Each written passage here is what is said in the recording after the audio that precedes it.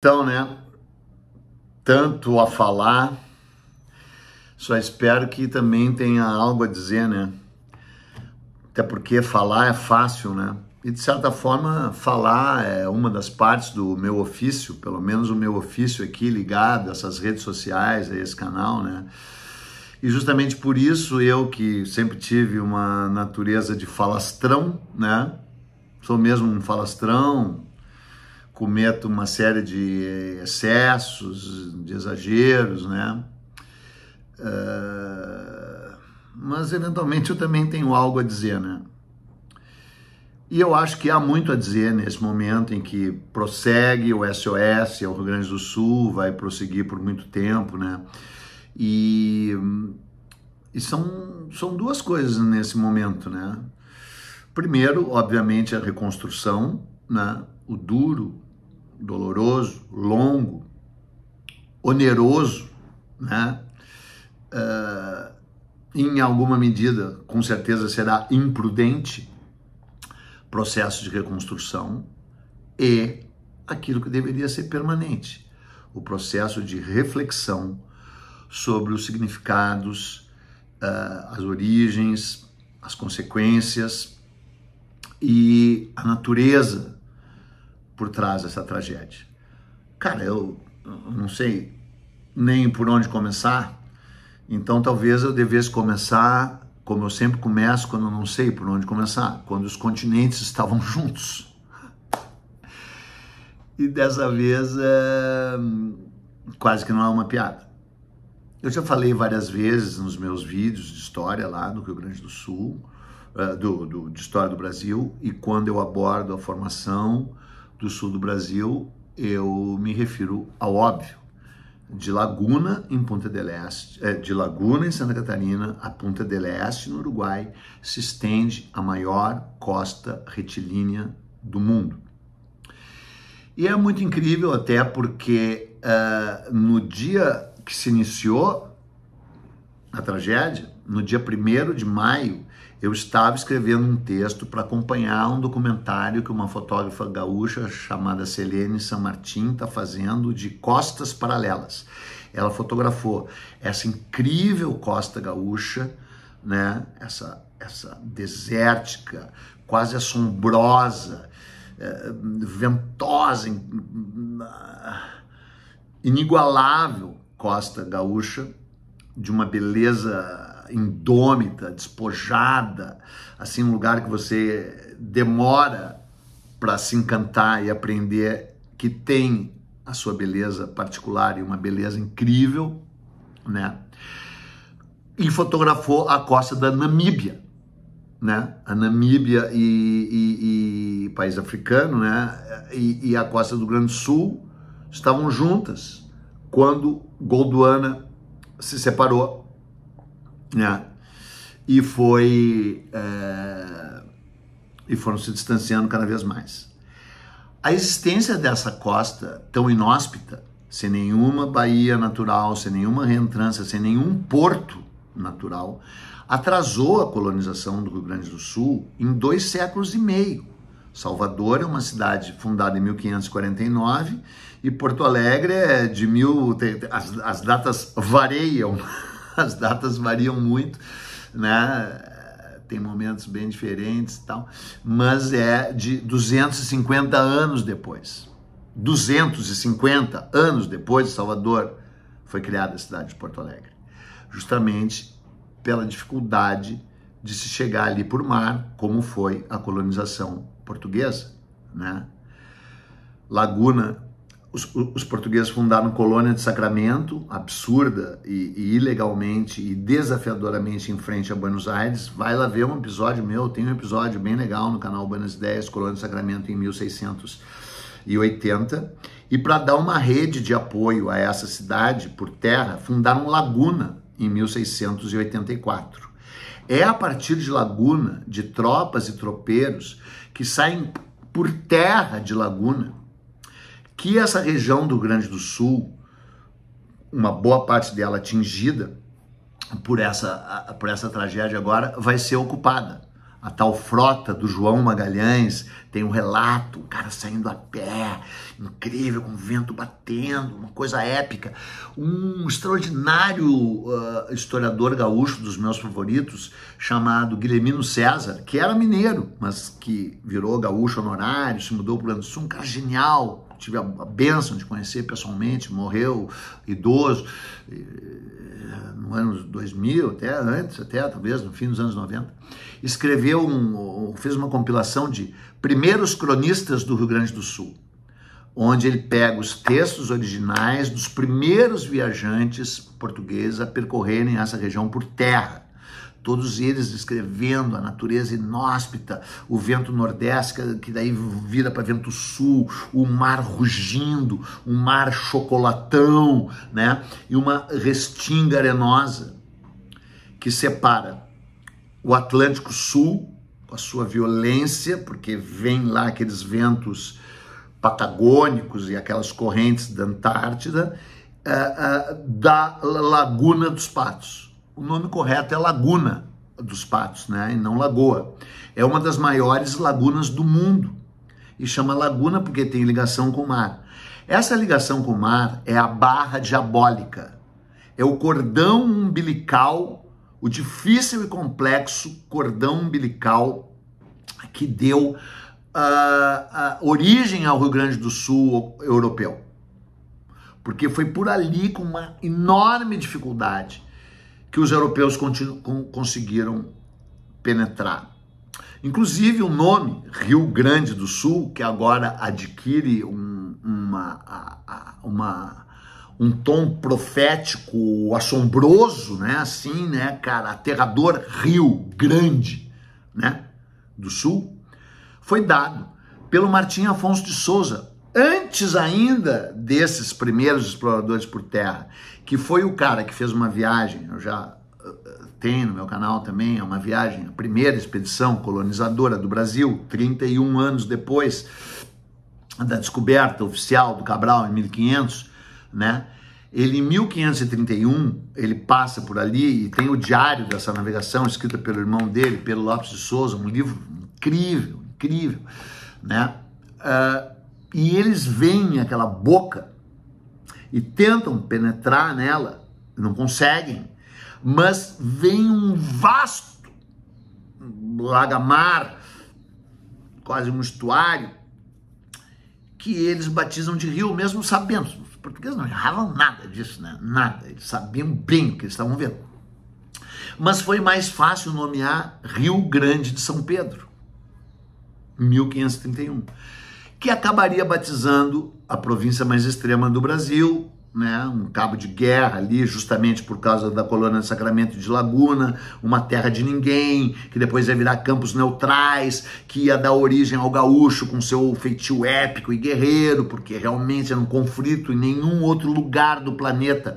Espanhóis e portugueses travaram um confronto tão intenso pela delimitação de suas terras quanto nessa região, que vai de Laguna a colônia de Sacramento, na verdade até antes, né, de Cananéia, que é onde passava o Tratado de Tordesilhas, passava em Cananéia. Os portugueses empurraram com a barriga até Laguna, porque dava para navegar até Laguna. Laguna é a esquina do Atlântico Sul, e daí esticaram, né, cara de pau, criaram colônia de Sacramento, uma afronta aos espanhóis, que reagiram, tomaram a colônia, invadiram o Rio Grande do Sul, foram expulsos, invadiram de novo, um cabo de guerra, 1000 tratados, uma loucura, uma história épica, que o extraordinário Tal Golin, um dos meus historiadores favoritos, conta como ninguém, acho eu, em 3 volumes de A Fronteira. O Tal Golin também é velejador e veleja muito a Laguna dos Patos. E o Tal Golin é um homem de visão e que sabe que toda essa questão ecológica está ligada à questão histórica. Cara, eu poderia falar 16 horas, porque, sério, 16 horas. Eu falaria 16 horas porque, e com muita facilidade, porque fala de um tal Golim, remete a todos os outros historiadores, e ele é um ambientalista, um ecologista, o que me remete à história da luta ecológica no Rio Grande do Sul.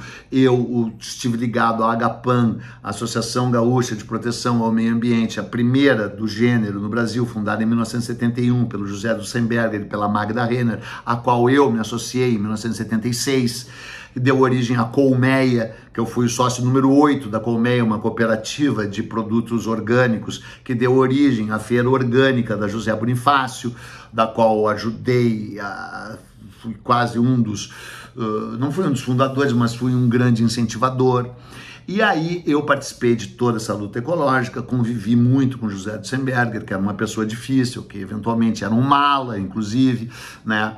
Mas porque esse confronto direto com os negacionistas, né? Que não, na época não eram chamados negacionistas, mas eram os caras para os quais os interesses comerciais, os interesses da agropecuária, os interesses do giro do dinheiro sempre estiveram acima dos interesses ambientalistas, preservacionistas, e sempre nos chamaram de ecochato, de mal, não que não fôssemos ecochatos, porque éramos, porque a gente realmente se sentia imbuído de uma luz de que estávamos vendo o que ia acontecer. E é engraçado porque o meu viés, eu cheguei nessa história por 2 viés. Primeiro porque eu era hippie, né? Sim, com a ajuda de plantas de poder, fica mais fácil.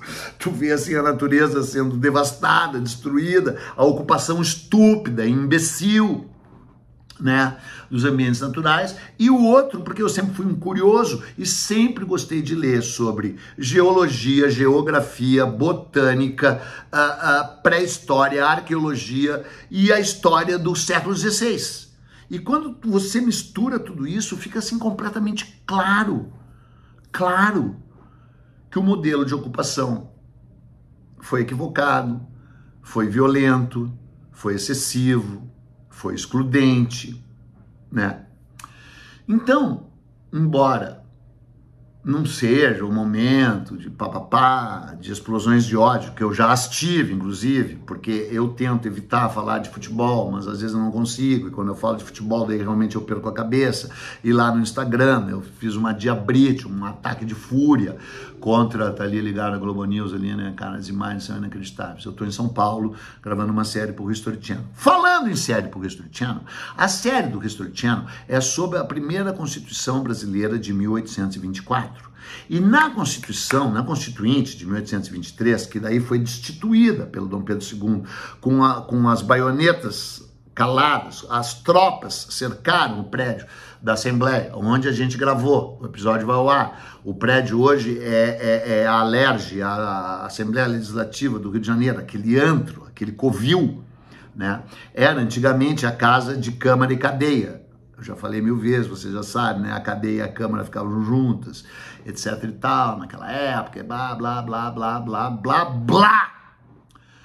Quando a Constituinte estava sendo feita lá, o José Bonifácio, que era um precursor da defesa da ecologia, tentou incluir na Constituição a defesa das florestas,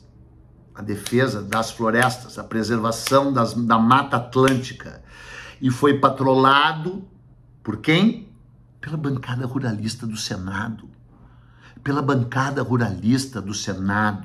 Que vem mandando e desmandando no Brasil, desde que começou a plantar o pó branco que vicia, o açúcar, a cana de açúcar, para produzir um pó branco que vicia, e que não sei se é tão menos pior assim que o outro pó branco que vicia.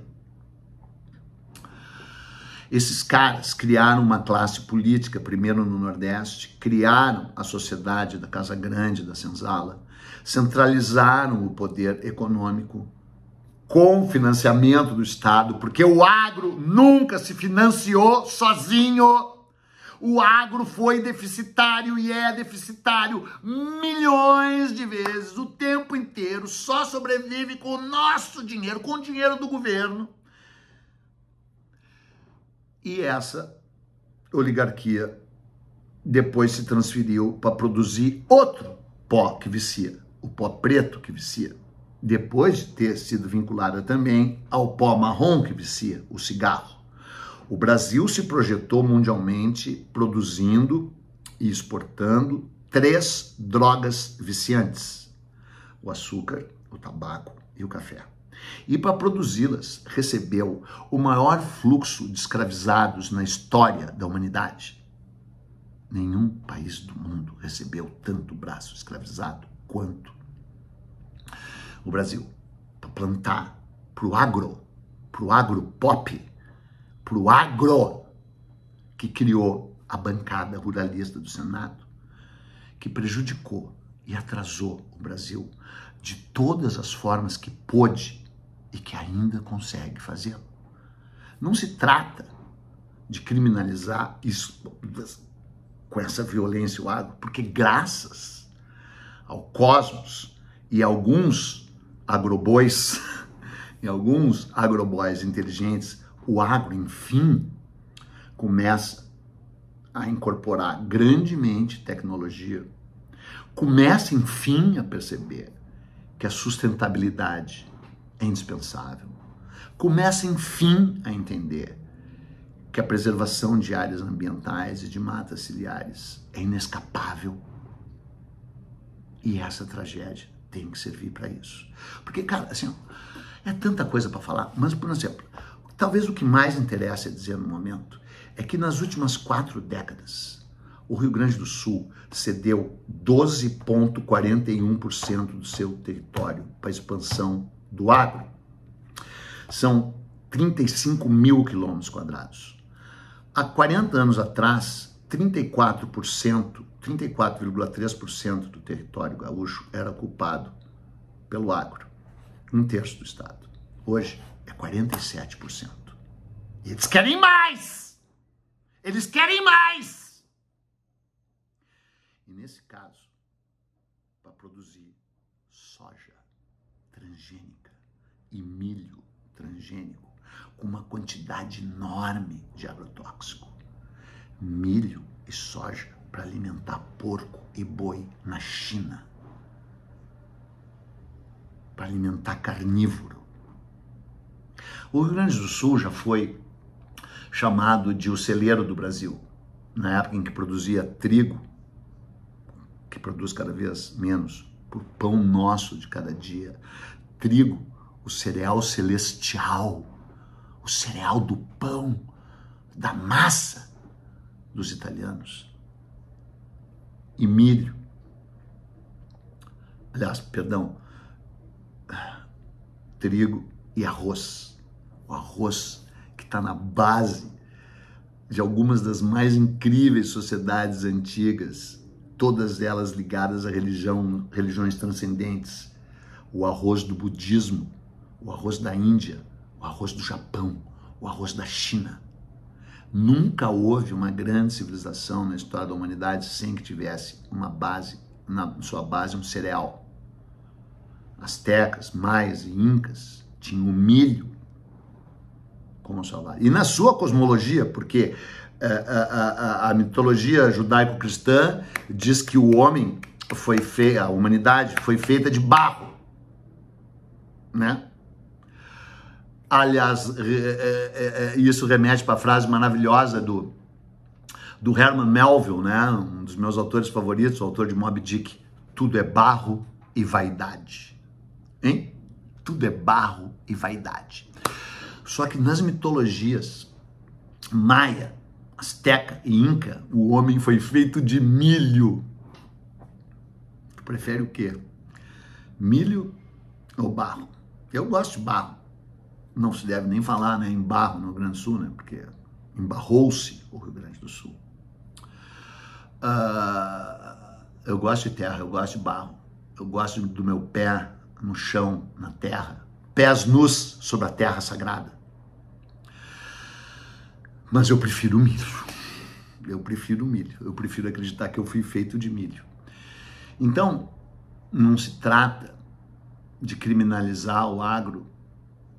Não se trata de criminalizar o agro, porque eu estou fazendo essa série para o History Channel sobre a história da Constituinte de 1823 e a Constituição de 1824 e a forma como o agro, a bancada ruralista do Senado, sempre impediu a industrialização do Brasil, a modernização do Brasil, a urbanização do Brasil, e foi contra o tempo inteiro a abolição da escravatura, que fez com que o Brasil se tornasse o último país do mundo digno do nome, abolir a escravidão. Em 1888, quando nem mais lucrativa era ela, foi a bancada do agro, a mesma que está aí no poder, nesse Senado, nessa Câmara, nesse Congresso,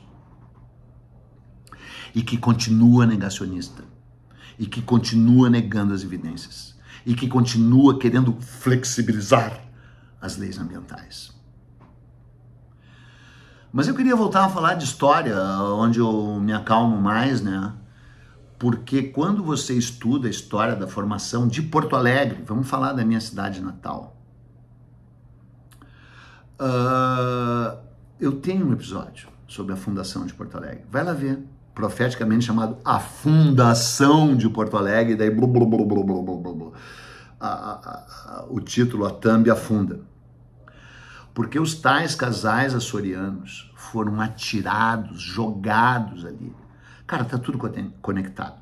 Portugal começou a produzir açúcar nas suas ilhas atlânticas. A Ilha da Madeira chamava-se Ilha da Madeira porque tinha uma floresta que os portugueses queimaram durante 7 anos ininterruptos para fertilizar a terra e ali introduzir o plantio da cana. Pela uma mesma elite rural, levando gente para trabalhar para eles. Houve uma seca, uma superpopulação, eles passaram esse plantio para os Açores, os açorianos levados para lá à revelia, virar, alguns eram nativos não, porque nem tinha habitantes originais nos Açores, quando os portugueses chegaram lá, eles ocuparam do zero, né, para trabalhar na cana, devastaram tudo, e esses açorianos foram mandados para o Rio Grande do Sul, para Santa Catarina e para o Rio Grande do Sul. Eles iam ocupar as missões guaranis, que Portugal e Espanha, com seus exércitos coligados, tinham atacado e destruído.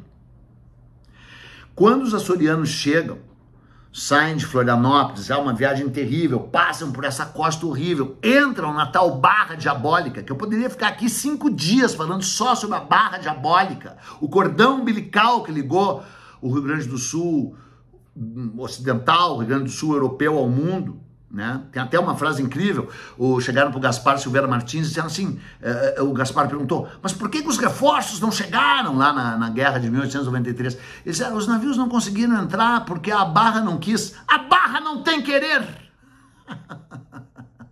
A Barra não tem querer, mas a Barra tinha querer, né? Até a construção dos moles. Quando os moles são construídos pelos ingleses, eles criam o primeiro time de futebol no Brasil, o Rio Grande Futebol Clube, ou Esporte Clube, desculpe, não me lembro o nome. O time do Rio Grande. Hoje, numa situação, a própria cidade, mas o time quase, né? E aí, mas quem faz isso é o inimigo dele, no governo do Borges de Medeiros. E o Borges de Medeiros cria um projeto que é Porto Alegre, Porto de Mar. É o nome, Porto Alegre, Porto de Mar. Fazem o cais Navegantes e o cais Mauá para receber navios de grande calado que vão entrar por essa barra, subir toda a dificultosa Laguna dos Patos, entrar no Lago Guaíba e parar em Porto Alegre. E o porto lá hoje abandonado, tudo, papapá. É por esse caminho que chegam os açorianos para ocuparem as missões da qual os indígenas guaranis iam ser enxotados, enxovalhados. Só que os guaranis reagiram, estourou a Guerra Guaranítica em 1700, sei lá, desculpe, 1700, uma vergonha, não interessa, eu tô com a cabeça no outro. E os açorianos chegam ali, são largados na Praça da Alfândega em Porto Alegre e ficam 20 anos desamparados, 20 anos sem o apoio do Estado, 20 anos jogados na Praça da Alfândega, olha o nome, Praça da Alfândega, para coletar impostos de uma sociedade que sempre foi excludente, mas que sempre cobrou imposto. Aí a gente poderia entrar nessa questão, o Estado mínimo, não vamos cobrar imposto, teremos o Estado mínimo, né? Como querem os neoliberais, como querem a maior parte dos negacionistas, como quer o Eduardo Leite, aquele que depois se desculpou, mas disse, estão vindo muitas doações, não poderia diminuir. Eduardo Leite, que flexibilizou ou anulou 480 medidas ambientais.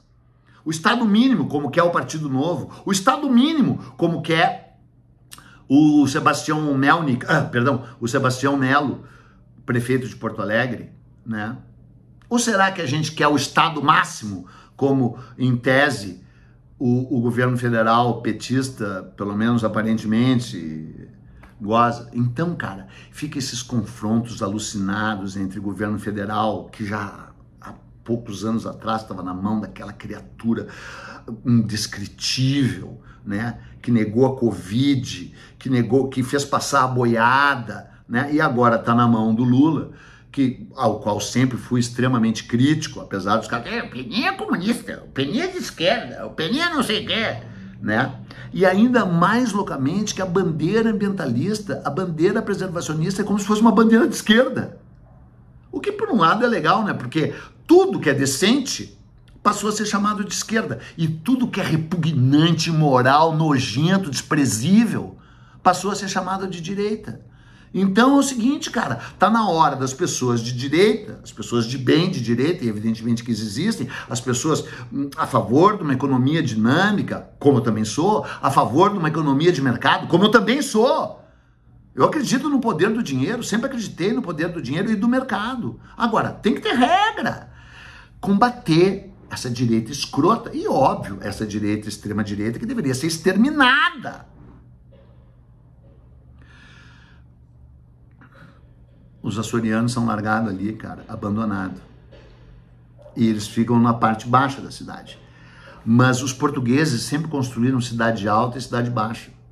E quando o poder, enfim, se instala em Portugal, em Porto Alegre, o que eles fazem? Eles se instalam na Praça da Matriz. E na Praça da Matriz eles criam os aparelhos do poder. A Igreja Matriz, o Palácio Piratini, a Assembleia Legislativa e o Tribunal de Justiça. Os três poderes. Mantém lá embaixo só a alfândega. E os açorianos vão plantando trigo e criam os moinhos de vento, que deram origem ao bairro onde eu nasci e onde eu moro. E só abrindo parênteses, moinhos de vento que depois serviram de alça de mira, para regular a alça de mira dos canhões farroupilhas que atacaram e cercaram Porto Alegre, que nunca foi farroupilha, que nunca foi separatista, leal e valorosa cidade de Porto Alegre, título que ganhou do Dom Pedro II, né? Dom Pedro II, que quando visitou o estado, junto com o Conde D, pararam em Pelotas, e o Conde D disse, mas por que não é Pelotas a capital? Tão mais fácil de acessar, tão mais arquitetonicamente resolvida, uma bela cidade. Porto Alegre é a capital. E Porto Alegre é a capital por causa de Viamão. Escrevi há pouco um livro, participei de um livro sobre Viamão. Cara, assim, ó, falei, dá para falar 16 horas, porque tá tudo conectado. Mas quando tu estuda a história de Porto Alegre, caiu na minha mão, em 1980, eu acho, um livro de um cara maravilhoso, que eu tentei conhecer, não encontrei, que nem historiador que fez um prodígio. O nome dele é Clóvis Silveira de Oliveira. Ele escreveu Origens de Porto Alegre. E ele fez um mapa inacreditavelmente maravilhoso da Porto Alegre original. Da Porto Alegre dos seus primeiros anos, da Porto Alegre até antes da Revolução Farroupilha, 1835. E mostra a história dos aterros. Tu sabe qual foi a área de Porto Alegre que alagou? A área dos aterros. É o Guaíba voltando ao lugar onde ele sempre teve. A área dos aterros foi a área alagada de Porto Alegre. A área da península original, existente antes da chegada do Homem Branco, não foi alagada. Quando você estuda a história dos indígenas, eu me lembro o dia que eu descobri que tinha existido índio em Porto Alegre. Foi num livro bem careta, velho, retrógrado, chamado Fundação de Porto Alegre, de um tal Augusto Porto Alegre, escrito no século XIX, né? Ou início do 20, 1901, sei lá, não lembro também, não enche um saco. E aí ele dizia, os índios de Porto Alegre, suas tabas eram no topo do Morro Santa Teresa, no topo do Morro Santana, nas encostas, quase no topo, onde morava o tal Cacique Jari. Até hoje tem um ônibus terrível chamado Índio Jari. E mais ou menos onde é a Praça Júlio, hoje onde ficavam os tais moinhos de vento, e onde eu moro. E claro, tinha uma outra aldeia nas margens do Gravataí, no Passo da Areia, na planície de inundação. Só que garanto que essa aldeia ficava no limite dessa inundação. Porque, como já disse num outro lugar, vou repetir, não há nenhum registro arqueológico de que nenhuma sociedade indígena jamais tenha sido atingida por uma enchente. Foram atingidos por secas, né? Aliás, para abrir um parênteses, né? Porque dentre os desastres ambientais do Brasil, né? Esse, como enchente, é a maior enchente da história do Brasil. Mas e aquelas secas lá no Nordeste, que mataram muito mais gente, né? As secas históricas de 1935, que criaram o Getúlio Vargas criou campos de concentração, a seca dos 3 setes, 1777, que aliás deu origem a um charque gaúcho, porque um cearense, com a morte do seu rebanho em 1777, ele fazia carne seca, ele se mudou para Barra Diabólica, entrou para o Rio Grande, e nos lugares onde hoje estão alagados, no canal de São Gonçalo, nas planícies alagadiças de Pelotas, criou a primeira charqueada. José Pinto Martins, acho que é o nome do cara, em 1777. Primeira charqueada, por causa da seca. E aí sim, causada por laninha, fenômenos naturais, não sei o que. E depois teve a seca de 1887, a seca de 1935, que deu origem ao livro Vidas Secas, do Graciliano Ramos, blá, blá, blá, blá, blá, que mataram muito mais gente, porque até nesse sentido, em mortes humanas, né, foi pouco. Evidentemente que 100 e tantas pessoas é um horror, né? Mas numericamente, isso que eu quero dizer, né? Faz o corte, ele falou que foi pouca gente que morreu. Foram dezenas de milhares, centenas de milhares de nordestinos assolados. As doações foram desviadas, as obras contra a seca foram ineficientes e a verba desviada. E aí volta o tema que era outro que a gente tinha que falar aqui, que eu não vou nem conseguir, a reconstrução. De que jeito e em que molde será essa reconstrução? O tal Eduardo Leite falou no Plano Marshall. Ai, meu Deus. Há pouco o canal Curta, que aliás está bem empenhado, meu amigo, dono do canal, o Juca Wortmann, tá enviando grandes doações, botou o canal aberto para receber qualquer vídeo, qualquer coisa e tal. O canal Curta exibiu, há cerca de 2 meses, um documentário que chama tipo Outro Lado da História e tal, do Plano Marshall. Cara, o Plano Marshall teve um lado canalha, mas assim, canalha. Vou te dar só um exemplo do Plano Marshall. O Plano Marshall perdoou a indústria Krupp, que tinha nazista, que tinha produzido tudo que é armamento, que tinha produzido inclusive o canhão chamado A Matadeira, que o exército brasileiro usou para matar os desvalidos em Canudos, na Guerra de Canudos. Perdoou a indústria Krupp, que produziu as armas nazistas e que era nazista. Perdoou a Volkswagen, que era nazista. Perdoou a Porsche, que era nazista. Porsche, esse aí que anda por 156 km por hora e mata motorista de aplicativo, com motorista bêbado do Porsche. Né? Inclusive, como o canal Buenas Ideias está arrecadando marcas e quer ter o apoio de marcas para ter um alcance maior, Eu queria dizer, o grupo ThyssenKrupp, que é o mesmo, me contrata. Porque daí eu faço o meia-culpa de vocês, porque agora a Krupp não faz mais arma, faz elevador. Legal, né? Elevador sobe, elevador desce, né?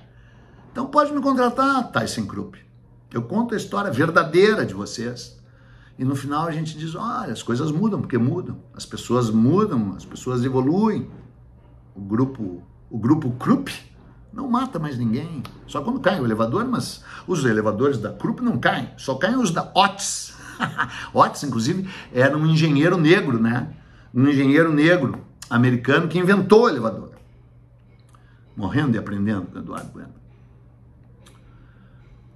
O que mais que eu ia dizer, cara? Não sei mais o que eu ia dizer, cara. Como é que vai ser essa reconstrução? Como é que vai vir esse dinheiro? O que vai ser feito com esse dinheiro? Eu não devia falar o que eu vou falar, mas eu vou falar. Um amigo meu é dono de uma super empresa de dragagem. Super empresa de dragagem. Recebeu uma ligação do Rio Grande do Sul e disse, vem imediatamente pra cá, vem dragar, vem, a gente paga o dinheiro, não é problema. O cara disse, não. Ligou pro cara errado. Qual é o planejamento?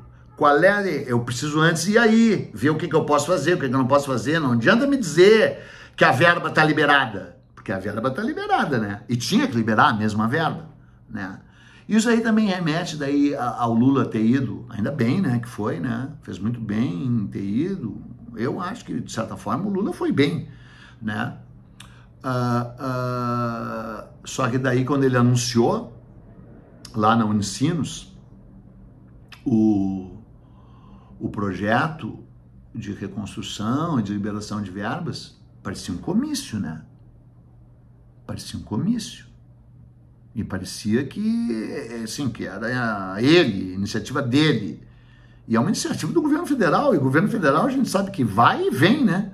Ninguém sabe, inclusive, quem é que vai ganhar a próxima eleição, né?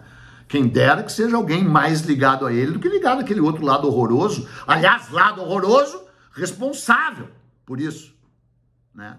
E o tal agro, que é Bolsonaro, o tal agro, que é de direita. Cara, vai ter que chegar a hora que a gente vai ter que se unir, todos nós, com a porção menor, bem menor, decente do agro, para enfrentar esse agro predatório. E aí nós vamos ter que enfrentar 350 anos de história. 350 anos de história que esses caras estão mandando. Mentindo que fazem o Brasil progredir e fazem o Brasil regredir. Fazem o Brasil regredir para alimentar porco e boi na China. Pelo menos agora não é drogas, porque esses aí começaram com droga. E droga diretamente ligada ao tráfico ilegal de escravizados. Porque o tráfico foi proibido no Brasil em 1831. E de 1831 a 1850 nunca se traficou tanto. Contra a lei do governo que proibia o tráfico. Tá tudo lá. Nessa minha nova série do History. Bom, né, cara? Mas daí tem a história de Canoas. Olha o nome da cidade. Canoas. A cidade se chama Canoas. Porque era uma cidade Veneza, era uma cidade em duas planícies de inundação, do Rio Gravataí e do Rio dos Sinos. Nem era para ter uma cidade ali. Ali se faziam canoas. Ali se faziam canoas de Guapuruvu, basicamente. Diz que está ligada lá, tal brigadeira, a mulher do Rafael Pinto Bandeira, que fazia essas canoas lá na estância dela, que deu origem à cidade. São Leopoldo, que vem de Leopoldina, né? Dona Leopoldina, com os alemães atirados ali em 1824. Novo Hamburgo, Neu-Hamburg, duramente atingida. Aí o Vale do Taquari, de onde eu descendo, como já falei, porque meu pai nasceu no Sul, meu avô, um dos fundadores do time chamado Fortes Livres, meu querido, maravilhoso avô Teodorico Ferreira Bueno, Teodorico Bueno, Teodorico, acho que é filho de Deus, né? Sei lá, Tel é Deus, né? Fundador do Fortes e Livres, olha o nome do time de Mussum. Filho do Paulo Tigre, meu bisavô, um dos próceres de Mussum. Mussum, Roca Salles, Arroio do Meio, Cruzeiro do Sul, vão ter que mudar de lugar, né, cara? Lembrando que o Rio Taquari é fruto direto do Rio das Antas. Cadê as antas do Rio das Antas? Porque agora, quando você vê todo mundo nessa ação incrível, salvando pets e salvando outros tipos de animais, a gente percebe que está tudo unido. As antas foram todas massacradas no mesmo processo de ocupação doentio, equivocado, de degradação ambiental, de desequilíbrio, de desarmonia, de desacerto, como se a natureza fosse inimiga, coisa de homem branco, povos transplantados, europeus, eu, né? Tu, provavelmente. Então, cara, como é que vai ser essa construção? E outra coisa, cara, Porto Alegre e o Rio Grande do Sul tem um corpo técnico de geógrafos, de geólogos, de hidrólogos, que há anos estudam o regime de águas fantástico, inigualável do Guaíba, da bacia do Guaíba e de sua conexão com a Laguna dos Patos. Aliás, querem pegar essa língua de terra que deu origem ao Rio Grande do Sul. Tem um livro incrível de um cara chamado Domingos Filgueira, que se chama Roteiro para ir a pé da Colônia de Sacramento acho que é a Laguna. A Laguna. E ele descreve a viagem dele, cara, a pé. Em 1773, eu acho. Domingos Filgueira. Roteiro para quem quiser ir a pé da Colônia de Sacramento até a Laguna. Essa língua de terra incrível, onde moravam os Minuano, parente dos Charrua, cheia de sambaqui, né? Os caras querem abrir 9 buracos para facilitar o escoamento das águas da Lagoa dos Patos. Como se não fosse o mar voltar para ali e empurrar de novo a lagoa. Mudar todo o regime de águas da lagoa. Mudar toda a fauna aquática e a flora. Mudar esse regime de águas como se fosse para o bem. Tendo o Rio Grande do Sul uma equipe extraordinária de técnicos que se ergueram agora, que falaram, né? A história do Guaíba, cara, é mágica. O Rualdo Menegar, que é um desses incríveis mentes científicas do Rio Grande do Sul, produziu o Atlas de Porto Alegre, que está sendo copiado em várias cidades do mundo, porque foi considerado o melhor atlas geológico, geográfico, cultural, histórico de uma cidade. Jamais feito. O Rualdo coordenou isso. Ele conta a história da formação geológica do Guaíba. Cara, tu não acredita o jeito que o Guaíba se formou. Eu acho que eu já falei, vou repetir. O Guaíba é um Guaíba. Não tem definição para o Guaíba. Tinha gente que chamava de estularia, que é um nome bem legal. É uma mistura de estuário com lago com ria. Vai ver o que é ria. Inclusive os portugueses, quando batizaram o Rio de Janeiro, no dia 1º de janeiro de 1502, eles perceberam que aquilo era uma ria e não um rio. Mas o nome soava mal, então o nome ficou Rio de Janeiro. Porque os caras acham que os portugueses erraram, acharam que a Baía de Guanabara era um rio. Os portugueses não erravam nada, a não ser tudo. Não erravam nada na definição da natureza. Mas os indígenas erravam menos ainda e batizaram o Guaíba de Guaíba. Eu já falei aqui, I, foi grafado HY, I. Era como os povos de língua tupi se referiam à água, cursos d'água, né? Espelhos d'água, córregos, rios, I. Então, Gravataí, que é o mais recente desses rios, geologicamente falando, Rio dos Gravatás, Rio dos Sinos era Itapuí, o Rio da Pedra, que soava como um sino. Um cara lá foi me corrigir, como se eu não soubesse, mas tudo bem, pode corrigir, e muitas vezes eu erro mesmo. Caí, o Rio da Mata. Jacuí, o Rio dos Jacuís. Taquari, o Rio das Taquaras. Desaguando no Guaíba. Guaíba. Tu vê como o I tá no meio ali. Que é uma enseada que recebe todas as águas. Seria a tradução. Difícil de traduzir Guaíba, porque não tem um termo. O Guaíba é o único Guaíba do mundo. É uma mistura de estuário, de lago, mas claro que tem que ser chamado de lago. E é um lago. E eu estava numa reunião da Sociedade Geográfica do Rio Grande do Sul, em 1977, como repórter, e os caras dizendo assim, o único jeito de chamar o Guaíba de lago é a imprensa mudar. De início vai ter umas reações, tal, tem até uma coisa lá chamada Beira Rio, né, que tinha para se chamar Beira Lago, ou que fique como Beira Rio. Se bem que agora estamos irmanados até, né? Grêmio e Internacional irmanados, todos os gaúchos irmanados, né? Mas o único jeito é a imprensa mudar e passar a chamar de lago, né?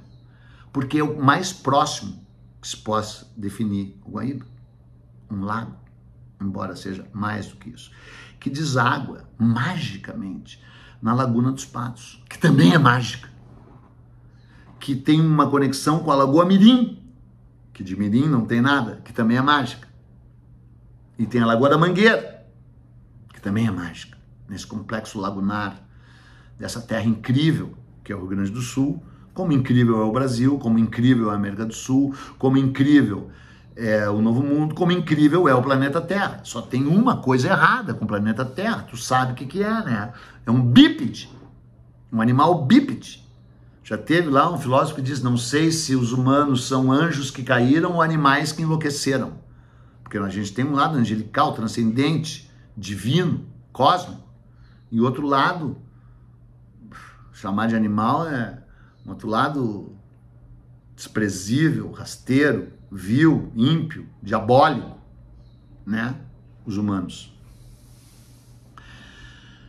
Cara, o confronto entre conservadores e progressistas, duas palavras que também irritam, né?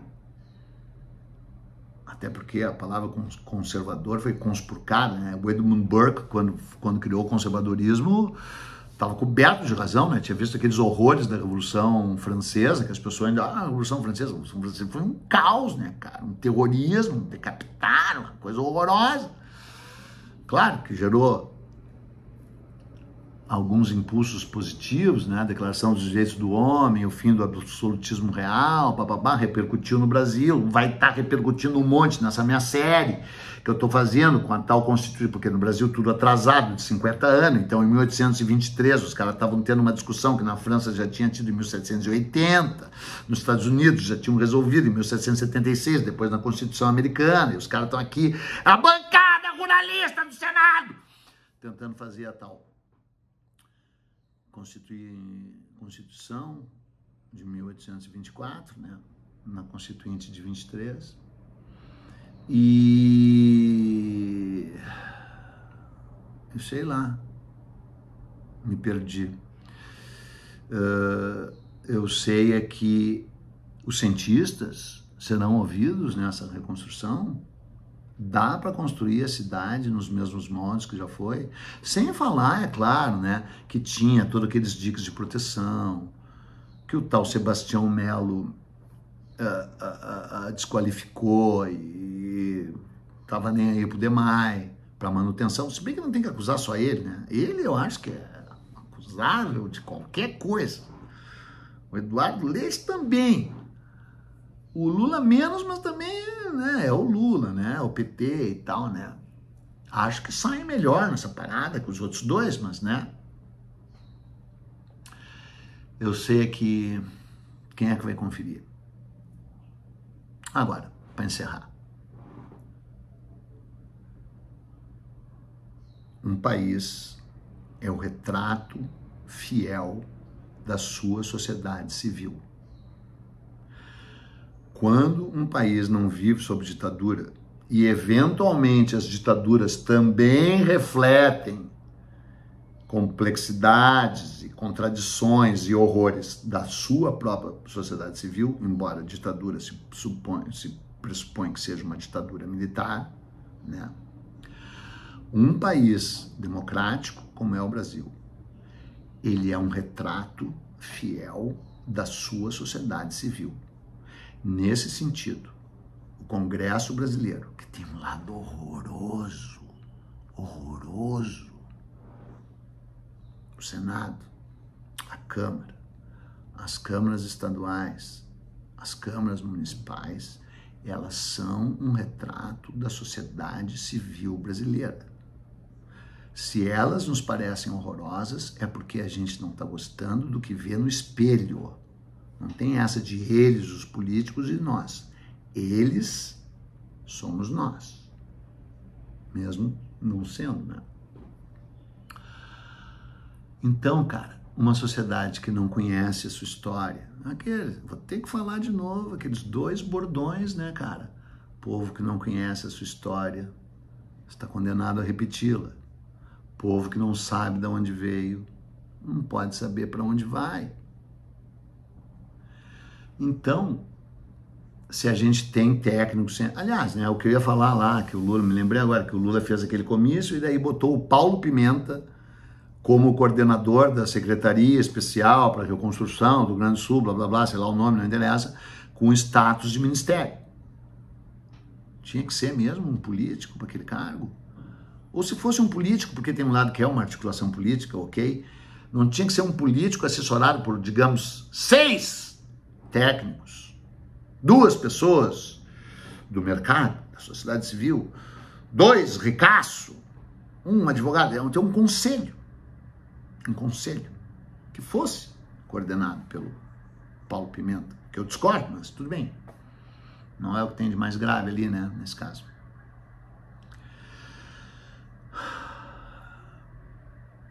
Como é que vai ser essa reconstrução? Quem é que vai? Quais são os mecanismos de fiscalização? Olha como a sociedade civil brasileira, por outro lado, especialmente a sociedade civil porto-alegrense e gaúcha e brasileira, foi incrível nessa solidariedade. Foi incrível nessa rede de heroísmo e de apoio. Foi atuante, foi heróica, foi decidida, foi firme. Porque essa sociedade não é sempre assim. Porque essa sociedade não exige a preservação ambiental. Quanto tempo a bandeira da preservação ambiental vai ser considerada uma pauta de esquerda? Ou de maluco? Ou de hippie? De maluco e de hippie eu sei que é, mas não é só, né? Quanto tempo? Será? Porque é o seguinte, aquelas secas que eu falei no Nordeste, elas não serviram para quase nada. Para quase nada. Não se aprendeu a lição daquelas secas horrorosas que voltarão. Vai se aprender a lição dessa enchente? Nem quero entrar na história de Santa Catarina e Paraná ali, né? Aquele governador horroroso de Santa Catarina. Aquele outro governador do Paraná. Aliás, cara, estou nesse papo de marcas, né? Vamos lá, cara. Sleeping Giants. Tem que controlar. Ah, tu anuncia? Ah, tu apoia? Ah, tu incentiva? Eu não compro mais o que é teu. Tem que ser isso, cara. É assim como a sociedade civil age também. Ah, tua marca não é preservacionista? Ah, e a tua marca apoia esse tipo de governo? Governo negacionista, governo que diz que não tem mudança climática, né? Então, cara, o que eu vou te dizer? Eu acho que eu disse algumas coisas, tinha muito mais a dizer, já deu sei lá quantos minutos, não sei nem quem vai ver isso, que consequências que isso terá. Mas eu tenho certeza, cara, que só o conhecimento liberta. Só o conhecimento liberta. E quando o conhecimento é posto em prática, e você vislumbra a formação da natureza e como os humanos chegaram lá, fica tudo com uma clareza que no meu caso particular é quase um pesadelo, porque às vezes eu acho que eu não queria saber tanta coisa quanto eu sei dos processos históricos de ocupação do Brasil, de formação do Brasil e de seu impacto sobre os ambientes naturais, especialmente sobre os que eu mais amo e sempre amarei na minha vida. O litoral catarinense, onde a minha vida mudou, e a Serra Gaúcha, onde a minha vida mudou, e a minha cidade natal, Porto Alegre, onde a minha vida mudou. Sendo que em 2 desses eu fui considerado inimigo, mas ele é inimigo da Serra Gaúcha, ele odeia Santa Catarina. Eu, que passei a minha vida amando e estudando esses lugares, e vendo os descalabros, a ocupação horrorosa, né? O desprezo pelas teses científicas, pela militância ecológica, por mais chata que eventualmente ela pudesse ser, e os interesses mais comezinhos, mais rasteiros, mais vis, que não são só os do agronegócio, né? Da especulação imobiliária, de um urbanismo doentio, de uma concentração de renda excludente e exclusivista. Passei a vida vendo isso. Chega uma hora que enche o saco, cara. Chega uma hora que enche o saco. E aí, meu chapa, eu várias vezes falo, dá vontade de torcer pro meteoro. Mas eu tenho muita gente maravilhosa que vive comigo, tem 3 netos espetaculares, já de alta consciência, preservacionista e ecológica.